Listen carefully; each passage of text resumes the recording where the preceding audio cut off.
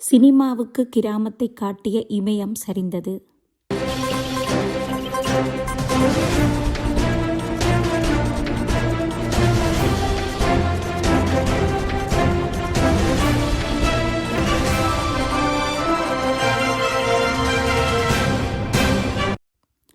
மகனின் மரணம் கொடுத்த வலியை மௌனமாக நகர்த்திச் சென்ற இமயம் இன்று 84வது வயதில் சரிந்தது.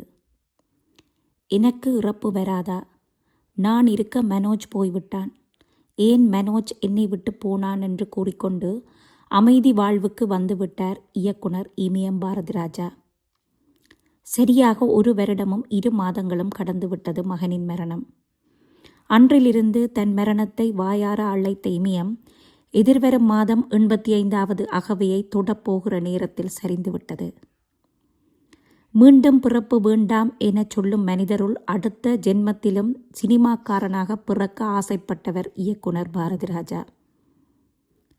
தமிழ் சினிமாவின் இயக்குனர் இமயமான பாரதிராஜா 16 வயதினிலே படத்தின் மூலம் இயக்குனராக அறிமுகமாகி கிராமத்து மண் வாசனையை சினிமாவுக்குள் தெளித்து வாசம் பரப்பிய ஒருவர்.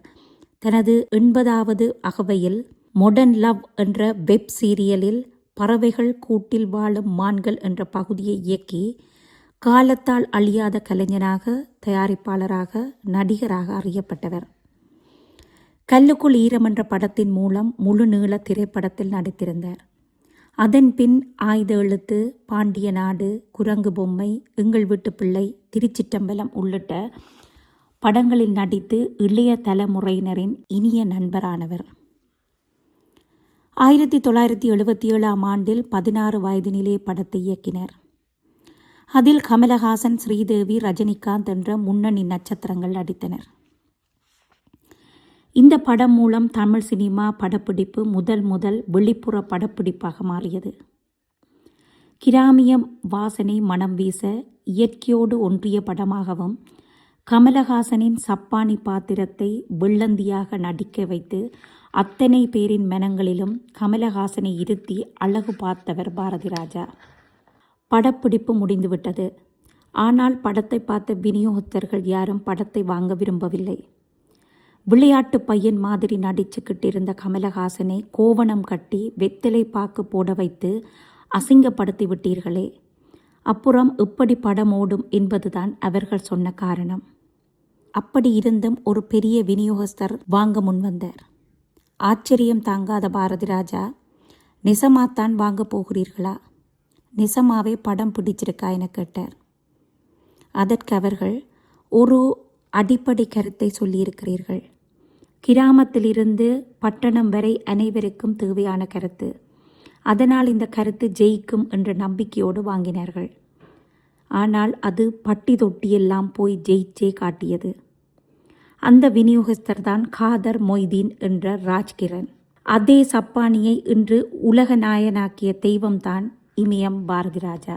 சிவப்பு ரோஜாக்கள், கிழக்கே போகும் ரயில், நிழல்கள், நிறம் மாறாத பூக்கள், அலைகள் ஓய்வதில்லை, புதுமை பெண், மண் வாசனை, ஒரு கைதியின் டயரி, முதல் மரியாதை, கடலோர கவிதைகள், வேதம் புதிது, ஆராதனை, கொடி பறக்கிறது, புது நெல்லு புது நாற்று, நாடோடி தென்றல், கிழக்கு சீமையிலே, கருத்தம்மா, பொம்மலாட்டம், அன்னக்கொடி, ஈரநிலம், கேப்டன் மகள் உள்ளிட்ட திரைப்படங்கள் பாரதிராஜாவின் புகழ்பெற்ற திரைப்படங்கள்.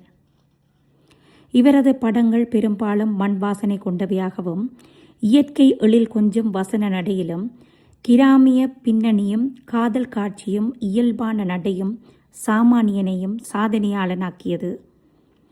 தமிழ், தெலுங்கு, ஹிந்தி என்ற மும்மொழி இயக்குனர் பாரதிராஜா.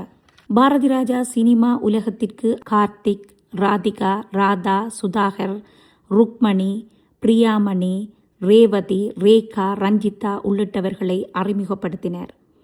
அவரது காலத்திலேயே அவர்களது படங்கள் உட்பட அத்தனை படங்களிலும் நடித்து சக்கை போடு போட்டதை பார்த்து அகமகிழ்ந்த இயக்குனர் என்றால் அது பாரதிராஜா மட்டும்தான். அதேபோல் 1980களில் நிழல்கள் படத்தில் கவிஞர் வைரமுத்துவை திரைத்துறைக்கு அறிமுகப்படுத்திய இமயமும் பாரதிராஜா தான். தொழில்நுட்பங்கள் இல்லாத காலத்தில் படப்பிடிப்பு தளத்தில் இயற்கைக்கே சவால் விட்ட இயக்குனர் என்றால் அது பாரதி ராஜா தான். அதற்கு உதாரண படம்தான் அலைகள் ஓய்வதில்லை. பாரதி ராஜாவின் அசைக்க முடியாத வரலாற்று தடத்திற்கு இந்தியாவின் உயரிய விருதான பத்மஸ்ரீ விருது கிடைத்தது. 6 தேசிய விருதுகள், 3 மாநில விருதுகள், ஃபிலிம்ஃபேர் விருது, கலைமாமணி விருது, தந்தி விருது என அத்தனை விருதுகளையும் வாங்கி குவித்த இமயம் இன்று சரிந்துவிட்டது. சாதாரண கிராமமான தேனி நகரம் என்ற அல்வி நகரில் பிறந்த சின்னச்சாமியே இந்த பாரதி ராஜா. இவரது பெற்றோர் பெரிய மாயத்தவர் கருத்தம்மா. பள்ளி படிப்பை முடித்ததும் இவரது முதல் தொழில் சுகாதார ஆய்வாளர். அதன்பின் சென்னைக்கு வந்து உதவி இயக்குனராகி இன்று இயக்குனர் இமயமாகி அந்த இமயம் 8 தசாப்தத்துக்கு பின் சரிந்துவிட்டது. மகாராஷ்டிராவை 1960களில் உலுக்கி சட்டமன்றத்தையே நடுங்க வைத்த நெல்லை சீரியல் கில்லர் ராமன் ராகவ் கதையை அடிப்படையாக வைத்து சிகப்பு ரோஜாக்கள் என்ற காலத்தால் அழியாத சஸ்பென்ஸ் படத்தை கொடுத்தவர். வில்லனை வித்தியாசமாக காட்டுகிறேன் என எனக்கு எல்லா நியாயங்களும் தெரியும், எல்லா தர்மங்களும் தெரியும் என வில்லன் ஷியாம் சுந்தரை காட்டியவர். இஷ்டப்பட்டு கட்டாமல் கஷ்டப்பட்டு கட்டிய வெறுப்பை கக்கும் மனைவி, மற்றொரு பக்கம் அவர் மீது ஆதரவை பொழியும் பெண், இப்படி ஒரு பெரியவரின் வாழ்க்கையில் நடக்கும் வித்தியாசமான காதல் கதையை முதல் மரியாதையாக காட்டியவர்.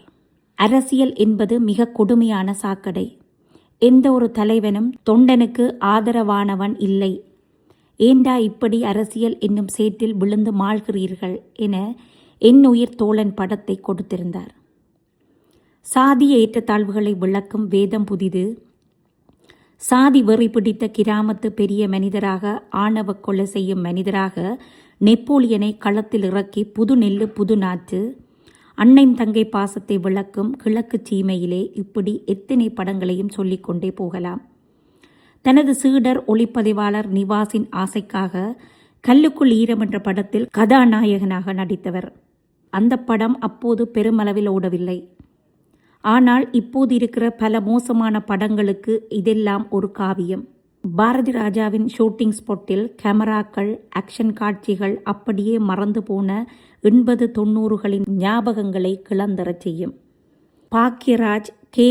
ரங்கராஜ், மணிவண்ணன், மனோபாலா, சித்ரா லக்ஷ்மன் என 80 மற்றும் 90களில் முக்கிய இயக்குனர்கள் பெரும்பாலும் பாரதி ராஜாவின் பட்டறையில் பால பாடம் படித்தவர்கள். அப்படி பல்வேறு இயக்குனர்களை நமக்களித்தவர். கல்லையும் நடிக்க வைத்தவர். புதுமுக நடிகர், பெரிய நடிகர் என்றெல்லாம் இல்லாமல் சாலையில் செல்பவர்களிடம் கூட அவரின் முகத்தோற்றம், உடல் மொழி செயற்பாடுகளை வைத்து அவர்களை ஹீரோவாக்கினவர். வளையல் கடை வைத்திருந்த பாண்டியன், பழைய புத்தக கடையில் பார்த்த காதல் ஓவியம் கண்ணன், வீட்டின் வெளியே டென்னிஸ் விளையாடி கொண்டிருந்த கார்த்திக், தனக்கு அசிஸ்டண்டாக இருந்த பாக்யராஜ், காலேஜ் செல்லும் பொழுது பார்த்த ரேவதி என இப்படி எல்லோரையும் நடிக்க வைத்த ஓர் மாமேதை. பாசத்திற்குரிய உங்கள் பாரதி ராஜா பேசுகிறேன் என பேசி தமிழ் சினிமாவின் போக்கியே மாற்றிய மாபெரும் இயக்குனர் இமயம் இன்று பூவுலகை விட்டு விடை பெற்றுவிட்டது. சாமானியர் முதல் சாதனையாளர் வரை தன் கதை, திரைக்கதை, வசனம் மற்றும் பாடல்களால் கட்டி போட்ட இமயத்தை தோற்கடித்தது புத்திர சோகம். மண் வாசனையை நுகர்ந்தவருக்கு மகன் வாசனை தோல்வியை தந்தது. மகனின் மரணத்துக்கு பின் கைத்தாங்கலாக கட்டிலுக்கு வந்தவரை காலம் கொஞ்சம் கொஞ்சமாக கொய்து இன்று நிரந்தரமாக இளைப்பாற்றுக்கு அழைத்து விட்டது. மனைவி இருந்தும் அனாதை பிணமாக கிடந்த பாரதி ராஜாவுக்கு அருகில் நண்பனாக கங்கை அமரனும், மகளாக ராதிகாவும், மகனாக சிவகுமாரும் நின்றிருப்பது அன்று பாரதி ராஜா தன் படத்தில் பூங்காற்று திரும்புமா, என் பாட்டை விரும்புமா, பாராட்ட மடியில் வைத்து தாளாட்ட, எனக்கொரு தாய் மடி கிடைக்குமா என ஏக்கத்தோடு பாடிய பாடல்தான் நினைவுக்கு வருகிறது.